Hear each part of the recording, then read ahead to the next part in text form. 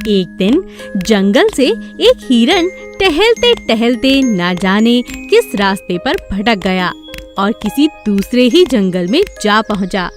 वो खुद भी हैरान हो गया कि वो कहाँ आ गया है। चलते चलते उसे रास्ते में एक बारहसिंघा मिला, जो देखते ही समझ गया कि हिरन उस जंगल में नया है। तुम तो इस जंगल के नहीं हो, तुम यहाँ कैसे आए? हाँ भाई, मैं अपने जंगल का रास्ता भटक गया हूँ और वहीं वापस जाने का रास्ता ढूंढ रहा हूँ। ओह, ऐसी बात है। फिर तो तुम बहुत बड़ी गलती कर रहे हो। इस जंगल में बहुत से जंगली जानवर हैं जो दूसरों को मार कर खा जाते हैं। अगर किसी ने तुम्हें देख लिया तो बहुत बड़ी दिक्कत में पड़ जाओगे। ऐसा कहकर बारहसिंघा वहाँ से चला गया और हिरन समझा, हाँ, यूं ही मुझे डरा रहा है। ये जंगल मुझे बहुत अच्छा लग रहा है। इसे पूरा घूमकर ही अपने जंगल वापस जाऊंगा। चलते चलते अचानक उसका पैर सोए हुए शेर की पूंछ पर जा पड़ा। शेर ने हिरन को देख लिया और जोर से गुर्राया। तुम्हारी इतनी हिम्मत कि तुम मुझ पर पैर रखो। डर के मारे हिरन की जान सूख चुकी थी। हिरन बड़ी तेजी से दूसरी ओर अपनी जान बचाकर भागने लगा। शेर भी उसके पीछे भागा। हिरन भागते भागते अपने जंगल के रास्ते को पकड़ लेता है, लेकिन शेर की रफ्तार के आगे खुद को नहीं बचा पाता। रास्ते में ही शेर उसे दबोच लेता है और खा जाता है। अब शेर को एक नए जंगल का रास्ता पता चल जाता है। शेर ने देखा कि ये नया जंगल बहुत बड़ा है और यहाँ बहुत से जानवर हैं। उसने आगे जाकर देखा, जंगल में इतने सारे हिरन थे। उन सब को देखकर उसका मन ललचा गया। एक एक करके उसने सबको खाना शुरू कर दिया। अब जंगल के सभी हिरन असुरक्षित थे। हिरन के सरदार ने कहा, हमें कुछ करना होगा, नहीं तो ये शेर हम सबको खा जाएगा। तभी एक छोटा हिरन कहता है, सरदार, मुझे लगता है हमें 15 दिनों तक छुप जाना चाहिए। हम सब 21 दिन तक भूखे रह सकते हैं, लेकिन मैंने सुना है कि शेर केवल 15 दिन तक भूखा रह सकता है। अगर हम 15 दिन झाड़ियों में छिपे रहे तो ये भूखा रहेगा और यहाँ से चला जाएगा। सभी उस बच्चे की बात को मान लेते हैं और 15 दिनों तक झाड़ियों में छुपे रहते हैं। जब 15 दिनों तक शेर को कोई हिरन नहीं मिलता तो वो अपने जंगल वापस लौट जाता है। सभी हिरन उस छोटे नन्हे हिरन की बहुत तारीफ करते हैं। अरे वाह, तुमने हम सबको बचा लिया। तुम्हारी तरकीब बहुत अच्छी थी। इसीलिए कहते हैं, समझदार कोई भी हो सकता है, बड़ा भी और छोटा भी। एक दिन मुर्गी अपने 3 छोटे छोटे चूजे लेकर दाना चुग रही थी। तभी उसने देखा एक चूजा बड़े से गड्ढे में जा गिरा। अरे ये क्या हुआ? मेरा बच्चा, ये तो अभी बहुत छोटा है। अब इसे बाहर कैसे निकालूं? मुर्गी जोर जोर से चिल्लाने लगी। तभी उसका मालिक वहाँ आ गया। अरे क्यों चिल्ला रही हो? क्या बात है? फिर उसने देखा कि छोटा सा चूजा गड्ढे में गिरा पड़ा है। उसने बड़े प्यार से उसे बाहर निकाला और उस गड्ढे को हमेशा के लिए बंद कर दिया। मुर्गी अपने मालिक को बहुत पसंद करती थी, क्योंकि वह हमेशा उसका अच्छे से ख्याल रखता था, कभी कोई कमी रहने नहीं देता था। एक दिन मुर्गी के मालिक ने मुर्गी से कहा, मुझे पैसों की बहुत जरूरत है। क्या मैं तुम्हारे चूजे बेच सकता हूँ? तुम्हें बुरा तो नहीं लगेगा ना? मुझे पैसों की बहुत ज्यादा जरूरत है मुर्गी। हाँ, बेच दीजिए मालिक। मुर्गी ने भारी मन से हाँ कर दी और मालिक ने चूजे बेच दिए। चूजे बेचकर उसे बहुत अच्छे दाम मिले। अरे वाह, चूजे बेचकर इतना अच्छा पैसा मिला। अगली बार भी ऐसा ही करूँगा। अगली बार जब मुर्गी को बच्चे हुए तब फिर से मालिक ने कहा, मुझे पैसों की बहुत जरूरत है। क्या मैं तुम्हारे चूजे बेच दूं?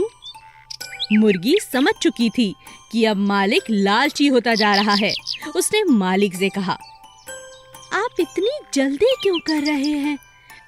कुछ दिन में मेरे बच्चे बड़े हो जाएंगे और फिर उनके भी बच्चे होंगे। इस तरह आपका खुद का अंडों का व्यापार हो सकता है। आप जल्दबाजी में थोड़े लालच में पड़कर गलती कर रहे हो मालिक। अब मालिक को उसकी यह बात अच्छे से समझ आ चुकी थी। मुझे माफ कर दो, तुम ठीक कहती हो। कुछ पैसों के लिए मैं कितना स्वार्थी हो गया था। आज के बाद तुम्हें नहीं बेचूंगा। इस तरह मुर्गी ने अपनी और अपने बच्चों की जान बचा ली।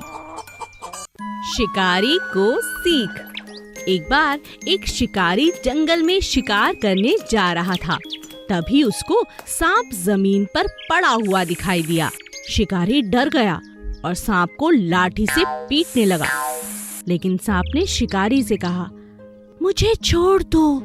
अगर तुम मुझे मारना चाहते हो तो तुम मुझे मार सकते हो, लेकिन इससे पहले मुझे सभी से कुछ जानना है। मेरी एक अंतिम इच्छा है। शिकारी को अचानक सांप पर दया आ गई और उसने कहा, आखिरी इच्छा? क्या है तुम्हारी आखिरी इच्छा? मैं जानना चाहता हूँ कि मनुष्य किस प्रकार के होते हैं। मगर उसमें तुम्हारी मैं कोई मदद नहीं कर सकता।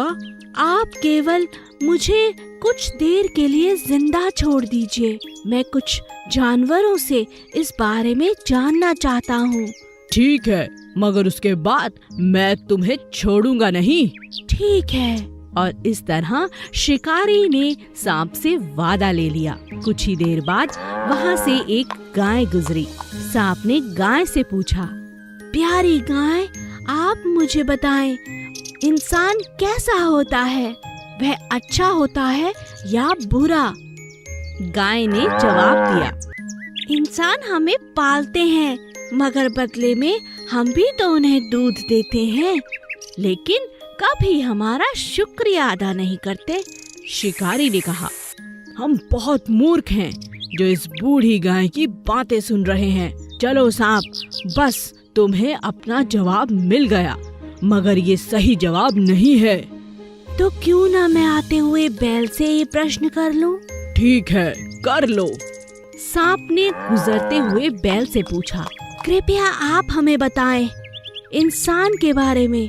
वो कैसा है और क्या सोचता है? मैंने अपने जीवन में बहुत इंसान देखे, कड़ी मेहनत करते हैं, लेकिन बदले में हमें केवल मारते हैं। यह सुनकर शिकारी को बहुत बुरा लगा। तुम इन लोगों की बातें मत सुनो। चाहो तो पेड़ से बात कर सकते हो। हम पेड़ों को पानी देते हैं। ठीक है पेड़ महाराज, आप मुझे बताइए, इंसान कैसे होते हैं और क्या सोचते हैं? पेड़ ने जवाब दिया, मैंने इंसान को फल, फूल और रहने के लिए छाया दी, लेकिन वह मेरी शाखाओं और लकड़ियों को काटता रहता है, मुझे जड़ से मिटा देता है। जब शिकारी ने सभी की बात सुन ली, तब शिकारी ने सांप से कहा, हम इतने स्वार्थी हैं। सांप, आप जा सकते हो। मुझे तुम्हें मारने का कोई अधिकार नहीं। मुझे सभी से माफी मांगनी चाहिए। जानवर और पेड़ तो हमारे रक्षक हैं और हम इन्हें काट डालते हैं और मारते हैं। सांप वहाँ से चला गया। सीख, हमें उन सभी के प्रति आभार करना चाहिए जो हमारी मदद करते हैं। जादुई साइकिल और छड़ी। राजू कक्षा का सबसे होशियार लड़का था। वह क्लास में हमेशा प्रथम आता। उसका एक दोस्त था मनु। मनु और राजू एक साथ स्कूल आया जाया करते थे।